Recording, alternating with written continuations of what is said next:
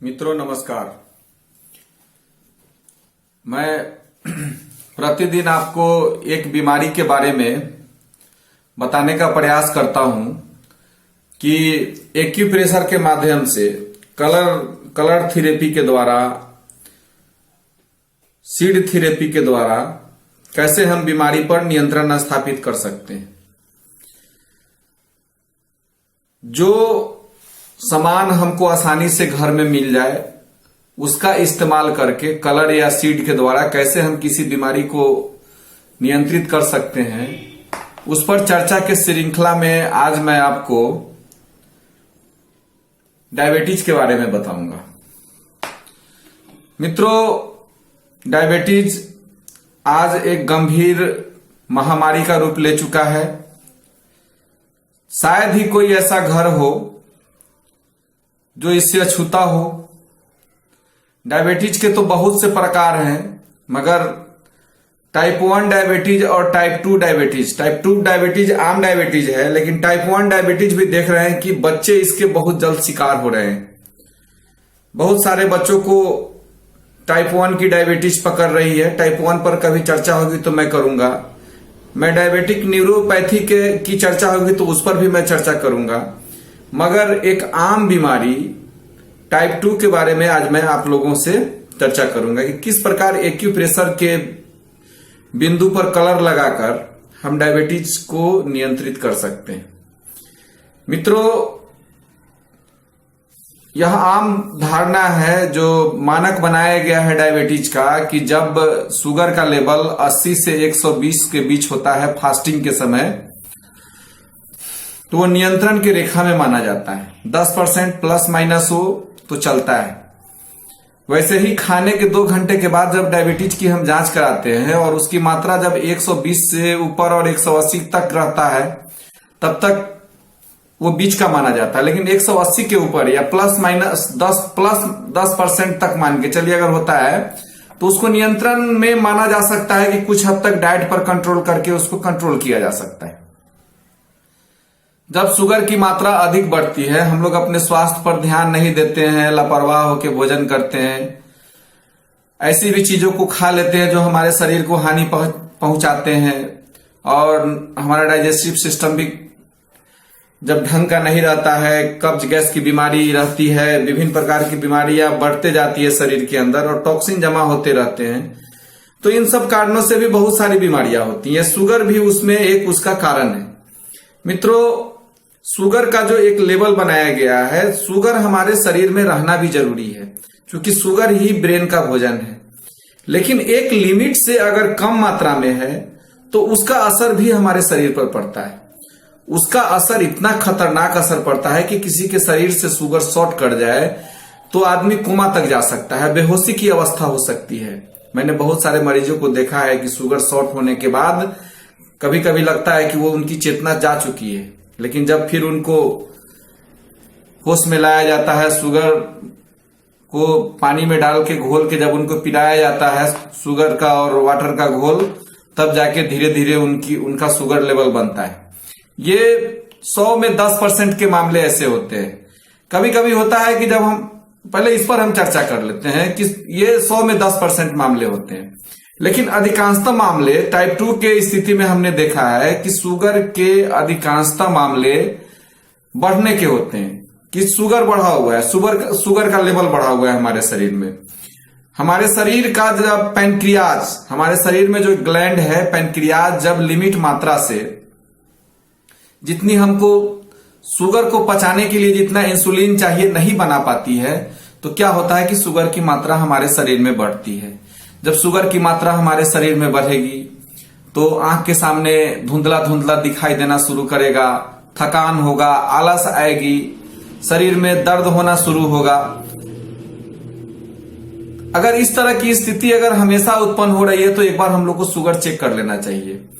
जो मित्र पहले से शुगर की दवा खा रहे हैं, डॉक्टर के सलाह में हैं, जिनको डॉक्टर ने इंसुलिन भी लेने की सलाह दी हुई है या दवा खा रहे हैं, उनके लिए, और जिनको अभी शुगर की शुरुआत है उनके लिए, मित्रों मैं ये कहूंगा कि जो लोग डॉक्टर की शरण में हैं वो दवा अपना नहीं छोड़ेंगे। वो दवा को अभी कंटिन्यू रखेंगे और हम लोग कुछ ऐसे बिंदु पर कलर लगाने के लिए बोलेंगे जिसका इस्तेमाल आप साथ में करते जाएंगे।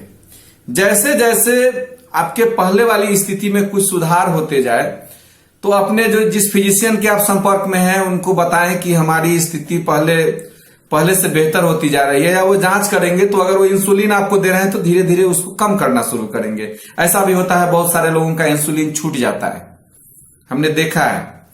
इसके अलावा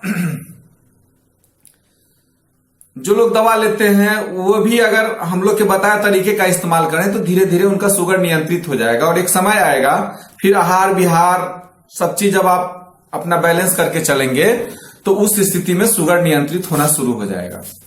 मित्रों, एक्यूप्रेशर में शुगर को नियंत्रित करने के लिए हम लोग क्या करते हैं कि दाहिने हाथ की मध्यमा उंगली हमारे शरीर में, जब इसको विस्तार में जब आप एक्यूप्रेशर को जानेंगे तो हमारे शरीर में दोनों तरफ से मेरिडियंस गए हैं 12 ऑर्गन के, बाएं तरफ भी और दाहिने तरफ। तो स्प्लीन मेरिडियन जब बाएं तरफ बीच वाली उंगली के बीचों बीच, ये बीच वाली उंगली है जिसको मध्यमा उंगली बोलते हैं, इसके बीचों बीच वाली उंगली के बीचों बीच जो है वह स्प्लीन मेरिडियन गया हुआ है। तर्जनी उंगली की तरफ लिवर मेरिडियन गया हुआ है और अनामिका उंगली की तरफ किडनी मेरिडियन गया है। कभी समय मिलेगा तो इस पर चर्चा करूंगा, नहीं तो जो मित्र ऑनलाइन कोर्स कर रहे हैं या जो एक्यूप्रेशर को जानते हैं उनको भली भांति मालूम है।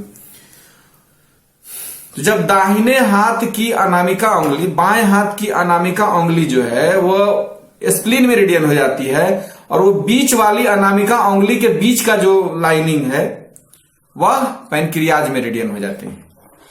जब किसी को शुगर हो जाता है तो बीच वाली पैनक्रियाज मेरिडियन के, मित्रों यहां पर मैं अभी लाल कलर लगा रहा हूं इंडिकेशन के लिए, लेकिन वहां पीला कलर लगाना है। चाहे चलिए पीला कलर ही लगाते हैं, उसको देख लीजिएगा। ये बीच वाली उंगली जो है, ये बीच वाली उंगली में बीचों बीच थोड़ा सा ऊपर यहां पर पैनक्रियाज 3 बिंदु आता है। ये एकदम बीचों बीच यहां पर एकदम पैनक्रियाज 3 बिंदु आता है। यहां पर हमको पीला कलर लगा लेना है। दाहिने हाथ के मध्यमा उंगली के ऊपर वाले फोल्ड में बीचों बीच 3 लाइन खींचेंगे। एक लिवर मेरिडियन का लाइन हो जाएगा, एक किडनी मेरिडियन, और बीच वाली जो लाइन जाएगी उसमें 2 बिंदु छोड़ के तीसरे बिंदु पर पैनक्रियाज 3 या SP3 बोले राइट हैंड में, वहां पर पीला कलर लगा लेंगे हम। जैसे ही इस पर पीला कलर लगाएंगे और इसके साथ क्या करेंगे कि इंडेक्स फिंगर में तर्जनी उंगली में बीचों बीच फर्स्ट फोल्ड के बीचों बीच थोड़ा नीचे तक, यहां पर पेरिकार्डियम मेरिडियन जाती है, उसका 7वां बिंदु, इसको P7 बोलते हैं। हो सकता है कि आपको पीला रंग दिखाई नहीं पड़ रहा हो तो यहां लाल से मैं इंडिकेशन दे रहा हूं। ये जहां मैं लाल लगाया हूं वहां पर पीला कलर, और जहां मैं पीला लगाया, जहां फिर ये इस उंगली में जहां मैं लाल लगाया हूं वहां पर पीला कलर। दोनों जगह जब हम पीला कलर लगाते हैं तो इससे धीरे धीरे इंसुलिन का स्राव जो है वो हमारे शरीर में शुगर के अकॉर्डिंग नियंत्रित होना शुरू हो जाता है। इनह्यूमिडिटी मजबूत होती है और इससे क्या होता है कि धीरे धीरे शुगर नियंत्रित होते चला जाता है। मित्रों, इसको आप ज्यादा नहीं 15 से 20 दिन करें और कंटिन्यू उसके बाद करते रहें। जब शुगर की दवा हमको जीवन भर खानी है तो 15-20 दिन हम इसको कर सकते हैं। जब इसको करेंगे तो आपके अंदर निश्चित अंतर होना शुरू हो जाएगा। पहला तरीका तो शुगर नियंत्रित करने का ये है। दूसरा तरीका है कि हमारे बाएं हाथ की अनामिका, ये तर्जनी उंगली, हमारे बाएं हाथ की तर्जनी उंगली में 3 फोल्ड है। सारे उंगलियों में 3 फोल्ड है अंगूठा छोड़ के। तर्जनी उंगली के ऊपर वाला फोल्ड वात ज्वाइंट है, बीच वाला जोड़ पित्त ज्वाइंट है और नीचे वाला जोड़ कफ ज्वाइंट है। ऊपर वाले जोड़ को, इस ज्वाइंट को जीवी मेरिडियन गॉल ब्लैडर का माना जाता है और नीचे वाले ज्वाइंट को लीवर का माना जाता है और बीच के ज्वाइंट को पित्त ज्वाइंट मानते हैं।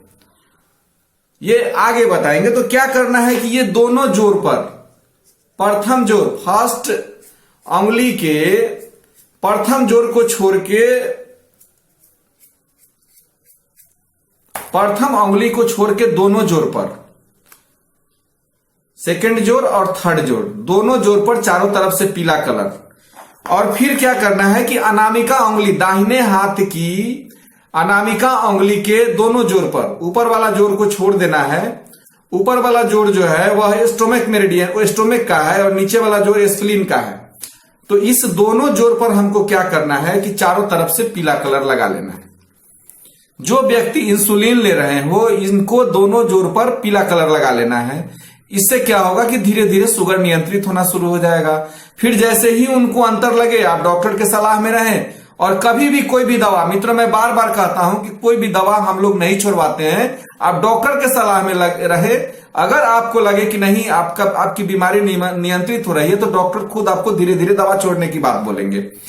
ये तो इंसुलिन वाले के लिए हो गया। जो लोग इंसुलिन नहीं लेते हैं फिर भी शुगर है, वह दूसरा तरीका अपना सकते हैं कि बाएं उंगली के नीचे वाले जोर, इसको कफ ज्वाइंट बोलते हैं। इस जोर पे तर्जनी उंगली के कफ ज्वाइंट पर लीवर का जोड़ है ये, यहां पर पीला कलर, और अनामिका उंगली के नीचे वाले जोर पर, इसको स्प्लीन का जोर बोलते हैं, यहां पर पीला कलर। दोनों जगह आप अगर पीला कलर लगा लेते हैं तो इससे भी शुगर नियंत्रित होते चला जाएगा। मित्रों याद रखिएगा, या तो आप sp3 बिंदु, pn3 और p7 बिंदु पर, यानी कि बीच वाले उंगली के यहां बीच पर, और इंडेक्स फिंगर के ये बीचों बीच यहां पर आप दो जगह पीला कलर लगाएं, या इस दोनों में लगाएं, इसमें और अनामिका उंगली में लगाएं मेरे बताए हुए निर्देश पर। अगर चाहे कि अगर नहीं हम दोनों बिंदु लगाएं, तो आप इन चारों बिंदु का इस्तेमाल करके देखें, आपको धीरे धीरे इसके असर का पता चल जाएगा। और अपने डॉक्टर की निगरानी में रहेंगे। जैसे ही डॉक्टर बोलेंगे कि ठीक है, आपका शुगर लेवल जब कम हो रहा है, तो आप अपना इंसुलिन का डोज कम लेना शुरू करें, या माने जो भी डॉक्टर सलाह देते हैं उसके अनुसार से धीरे धीरे इसको, जब दवा बंद करेंगे तो इसको बढ़ाना शुरू करें। जब जीवन भर हम दवा खा सकते हैं, तो इस विधि को भी 2-3 महीना करके देखेंगे। धीरे धीरे 2-3 महीना जब लगातार इसको करेंगे तो शुगर पूरी तरह से नियंत्रण में आ जाएगा। फिर उसके बाद बीच बीच में छोड़ के देखें और अपना शुगर लेवल सप्ताह सप्ताह चेक कराते रहे, फिर इसको लगाते रहे। धीरे धीरे जब पूरी तरह नियंत्रित हो जाए तो दवा ये कलर लगाना छोड़ दे। मित्रों आज के लिए बस इतना ही। जिन मित्रों ने मेरे चैनल को अभी तक सब्सक्राइब नहीं किया है वो मेरे चैनल को सब्सक्राइब कर लें, बेल आइकन को दबाएं, ताकि नए नए बीमारी पर कलर थेरेपी और सीड थेरेपी के माध्यम से इलाज बताऊंगा, वो आप तक अप टू डेट होते रहे, और फिर आगे की जानकारी आपको दूंगा। तब तक के लिए इतना ही। बहुत बहुत धन्यवाद। नमस्कार मित्रों।